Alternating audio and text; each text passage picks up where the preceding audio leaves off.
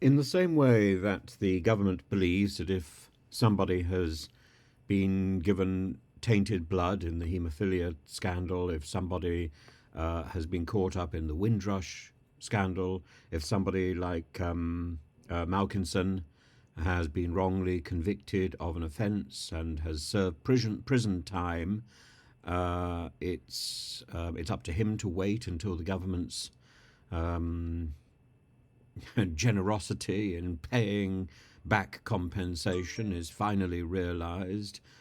Similarly, with the Horizon problem.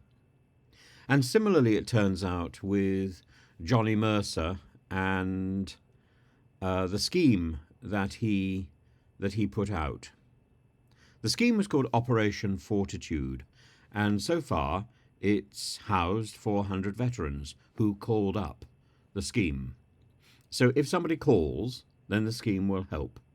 And the scheme is there to ensure that veterans are no longer sleeping rough. There's a difference between sleeping rough and being homeless.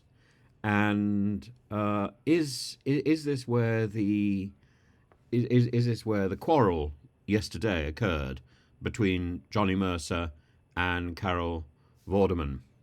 Well, no, it goes slightly further than that. Because, of course, there are people. Somebody in the comments section pointed out that he met a person the other day who was homeless in Oxford and is a veteran. Mercer swore that he'd end veterans' homelessness in 2023. And there was a Guardian article in contrast saying that among veterans, homelessness was up by 14%. Now, Johnny Mercer might say, well, that means they don't have a home that they can identify. They may not be sleeping rough, but they don't have a home that they can identify.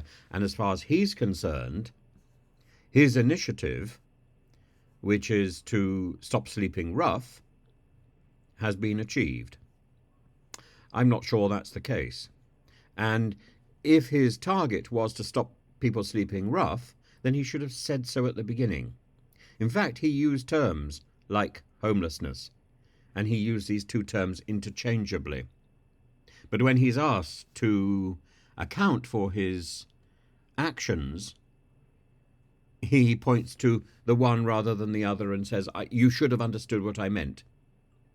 This on top of the fact that his wife, who manages his office in the House of Commons, has tweeted some fairly unpleasant things about Carol Vorderman.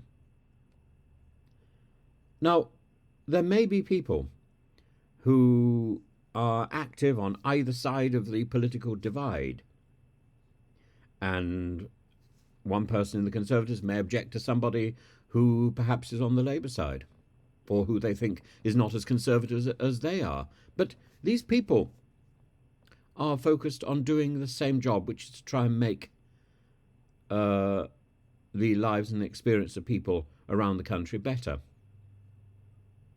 And it strikes me as terribly sad that there is such a spat going on with people who are really in the same business.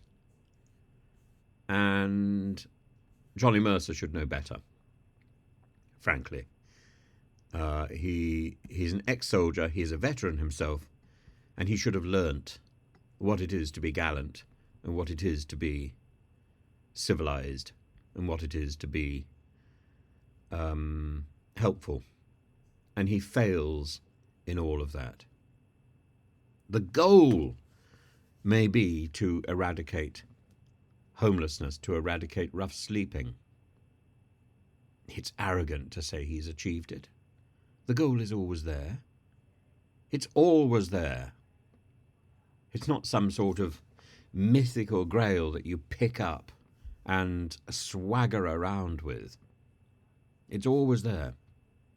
And you always recognize that you never quite achieve it. Be perfect as your heavenly Father is perfect. No one is perfect but God alone. Those two verses held together should form the backbone not only of daily life but also of political ambition. And Johnny Mercer needs to learn a little humility.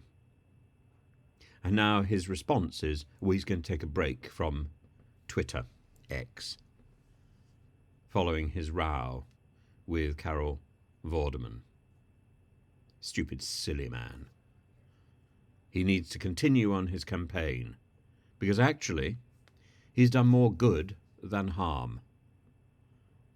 But this spat with Carol Vorderman and the image that it portrays, particularly with his wife's bitter comments, undoes a lot of the good that Johnny Mercer has done over the last year. And that's a shame. Shame on him.